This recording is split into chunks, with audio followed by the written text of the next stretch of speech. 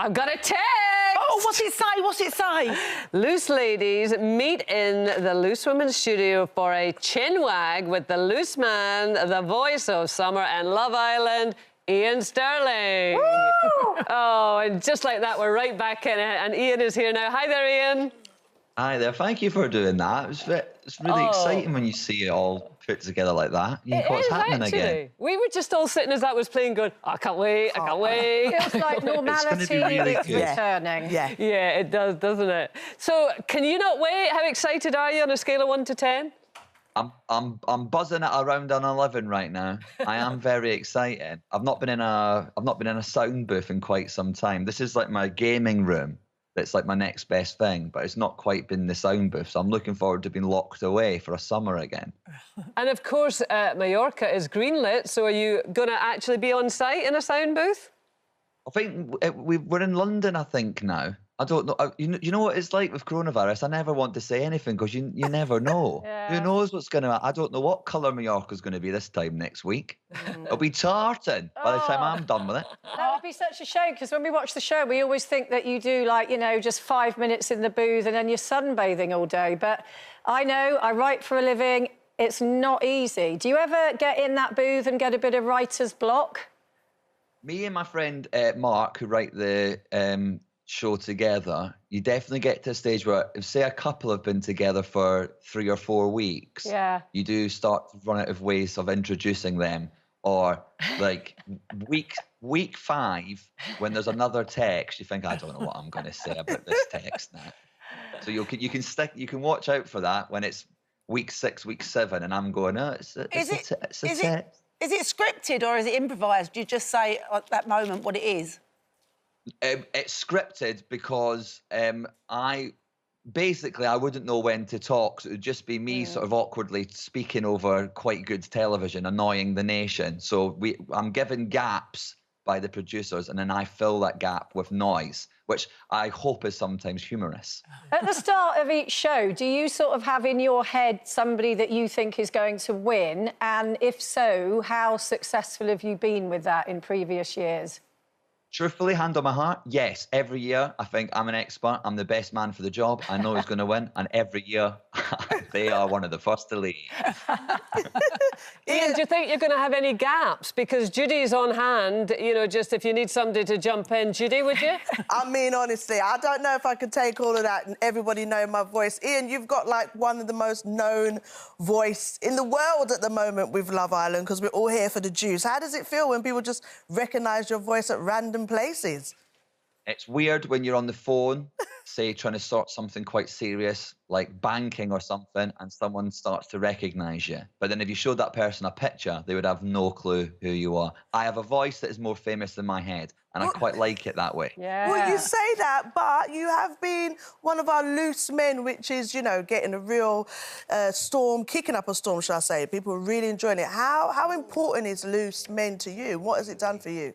You've just got to genuinely, and I'm not just saying this because I'm on Loose Women now, but it was a real honour to be on that show. Firstly, it was an honour because for the Loose Women to give up the platform, especially in television, where men have had the floor, so to speak, in such a long time, for women to give men a yet another platform to talk about something that was very important, and to be so supportive just shows you how brilliant women are in general.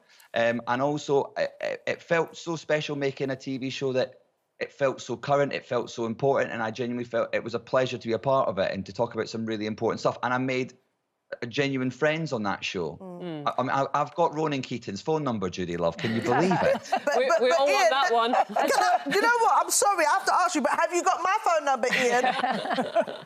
I've got your phone number, and then you told me to delete it after that evening.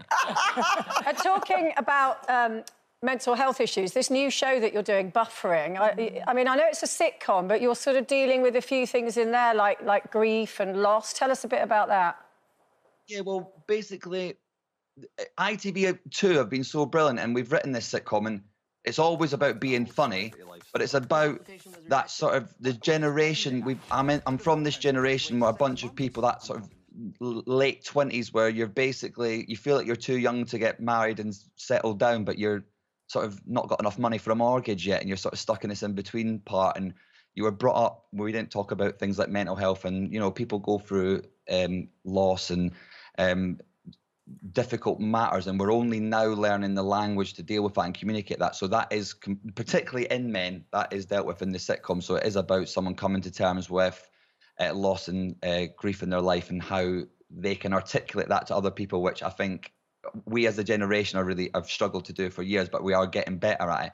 But more importantly, it is funny. I promise you it is funny. We know it's going to be funny. And listen, we're really looking forward to seeing that buffering on ITV2. But right now, Iain, we've got to get you back into the Love Island zone. And we have our very own Judi Love here to test your Love Island knowledge. Are you ready, Iain? Yes. If I don't do well at this, I will lose my job. You got it. Let's play. Judi loves Island Quiz. OK, Iain, let's get started on this lovely quiz. I want to see if you know your knowledge about your show, baby. Do you know what? I can't see a thing. I've got to take this off, babe. I need to see full eye contact, baby. You know what I mean? Full eye contact. Let's go. Who were the first ever Love Island couple to tie the knot?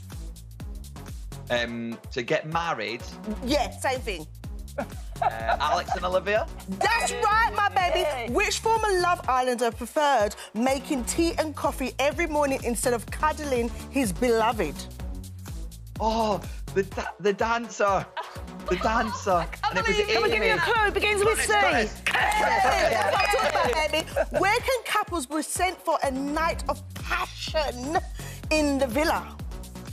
The Hideaway. Oh, that's right, but it doesn't hide because we see all the juice. OK, which islanders going into this year's series said they had an affair with a married man? Oh, I don't know this year's people. Pamela. You got that wrong, OK? It's Chloe. Chloe. OK. There should be a Pamela on the show. Are you ready? This is serious. You've got to listen, OK? Sorry. What was Love Island super couple Tommy and Molly's Teddy called? The Teddy. It was a little zebra or something. I can't remember. I'm sorry, but the time is up, babes. Listen, you did OK. All right, it would do. I can still keep my job. Thank you, babes. Thank you. Thanks for having me, ladies. Appreciate it. Thank you so much. Bye. Oh, and Love Island, of course, starts Monday night at 9 o'clock. And it was Ellie Belly. I hated that Teddy, I have to say.